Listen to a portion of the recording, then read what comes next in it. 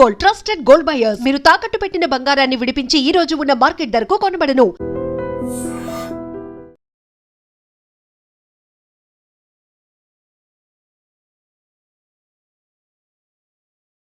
తెలంగాణలో వానాకాలం సీజన్ పంట పెట్టుబడి సాయం రైతు భరోసా సంబంధించినటువంటి నిధులు శుక్రవారం తుది విడత రిలీజ్ కాబోతున్నాయి.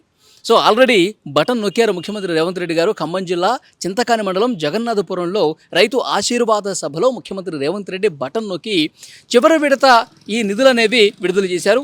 సో అంటే ఇప్పుడు 1,009 కోట్ల రూపాయల నిధుల విడుదలతో వానాకాలం సీజన్కు సంబంధించి రైతు భరోసా నిధులు జమ అనేది సంపూర్ణమైపోయిందనమాట. సో గత నెల 30వ తారీఖున అంటే జూన్ 30వ తారీఖున ఈ రైతు భరోసా నిధులు విడుదల చేయడం స్టార్ట్ చేశారు. యాక్చువల్గా అప్పుడే ఖమ్మం జిల్లాలో సభ పెట్టాల్సి ఉండే ముఖ్యమంత్రి రేవంత్ రెడ్డి, కానీ అక్కడ వర్షాలు పడుతున్నటువంటి నేపథ్యంలో అక్కడ ఒక సభను కూడా ఏర్పాటు చేయలేనటువంటి సిచ్యువేషన్ ఉన్న నేపథ్యంలో జూన్ 30వ తారీఖున ఇక్కడ హైదరాబాద్ శిల్పకళా వేదికలోనే రైతు భరోసా నిధుల జమ అనేది ప్రారంభమైంది. ముఖ్యమంత్రి రేవంత్ రెడ్డి గారు ఆ రోజు 2 ఎకరాలు ఉన్న వాళ్ళకి నిధులు విడుదల చేశారు. ఆ తర్వాత ఆ సభ తర్వాత ఒక 2 రోజుల్లోనే 3 ఎకరాలు ఉన్న వాళ్ళకి, తర్వాత 4 ఎకరాలు ఉన్న వాళ్ళకి, 5 ఎకరాలు, 6 ఎకరాలు, 7 ఎకరాలు, 8 ఎకరాలు, ఇట్లా 8 ఎకరాలు భూములు ఉన్న వాళ్ళందరికీ, పంట పొలాలు ఉన్న వాళ్ళందరికీ రైతు భరోసా కింద నిధులు విడుదల చేశారు. సో ఈరోజు 1,009 కోట్ల రూపాయలు 8 ఎకరాల కంటే పైన ఉన్న వాళ్ళకి రిలీజ్ చేసినటువంటి పరిస్థితి ఉంది. అప్పుడే జూన్ 30వ తారీఖే చెప్పారు, 9 రోజుల్లో, రాబోయే 9 రోజుల్లో 9,000 కోట్ల రూపాయలు విడుదల చేసి తీరుతాం.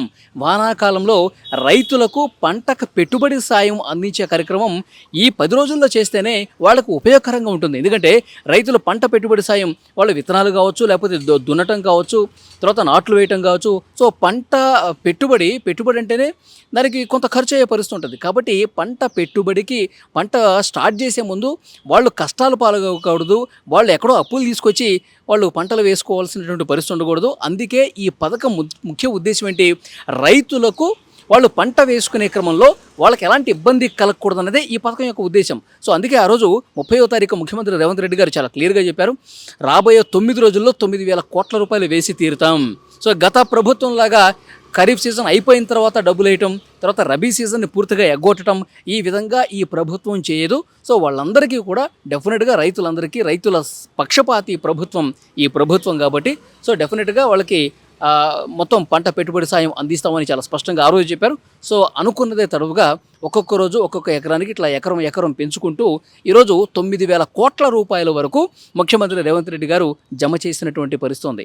సో రైతుల అకౌంట్లలో టింగ్ టింగ్ టింగ్ అంటూ శబ్దాలు చేసుకుంటూ మొత్తం వాళ్ళ అకౌంట్స్లో అమౌంట్ క్రెడిట్ అవుతున్నటువంటి పరిస్థితి ఉంది.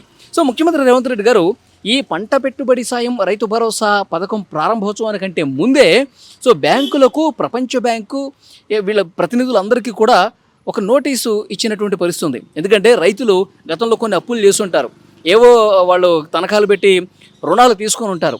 ఇప్పుడు పంట పెట్టుబడి సాయం డబ్బులు ప్రభుత్వం వేస్తే వాళ్ళు అందులో నుంచి, ఆ అప్పులో నుంచి మైనస్ చేసేసి రైతులకు చిల్లిగవ్వ కూడా ఇవ్వనటువంటి సందర్భాలు గతంలో జరిగినాయి.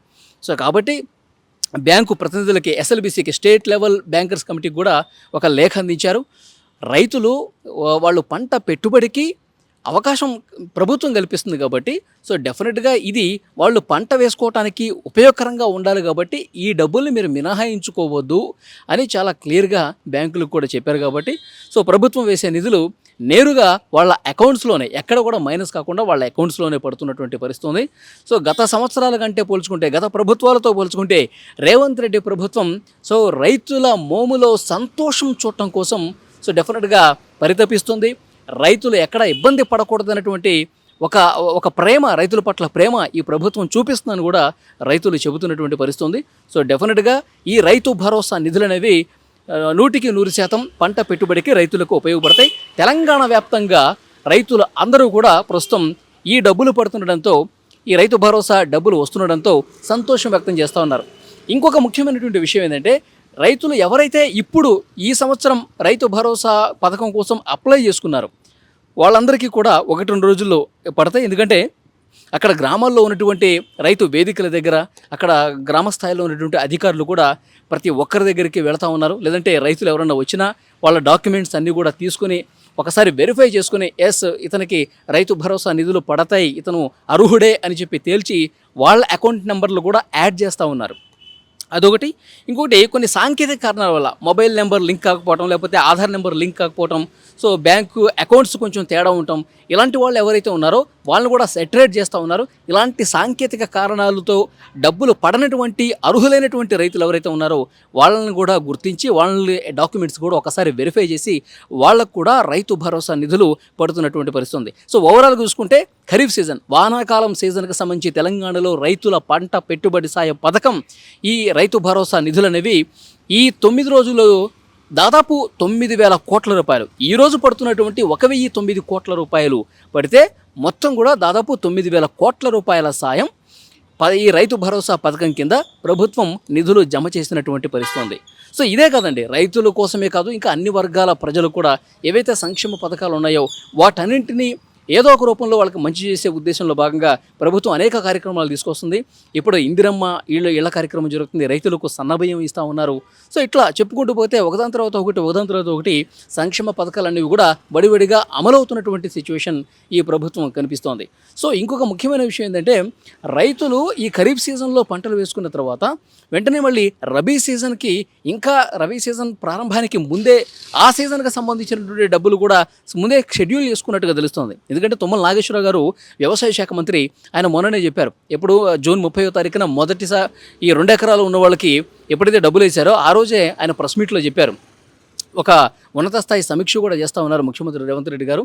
సో ఈ ఖరీఫ్తో పాటు రబీకి సంబంధించి కూడా ఎప్పుడు డబ్బులు వేయాలి, రబీ ప్రారంభోత్సవంలో ఏ డేట్లో డబ్బులు వేస్తే రైతులకి ఆ పంట పెట్టుబడికి ఉపయోగపడతాయి ఈ డబ్బులు అన్నది కూడా అంత ముందస్తుగా ఆలోచన చేశారంట.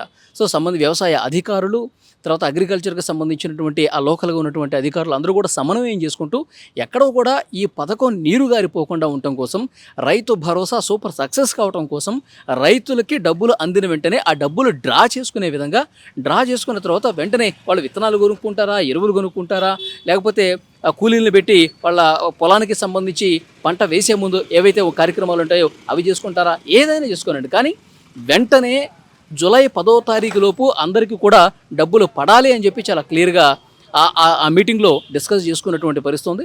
సో డెఫినెట్గా ఆ కార్యక్రమం దిగ్విజయంగా ముందుకు పోతుందని చెప్పాలి.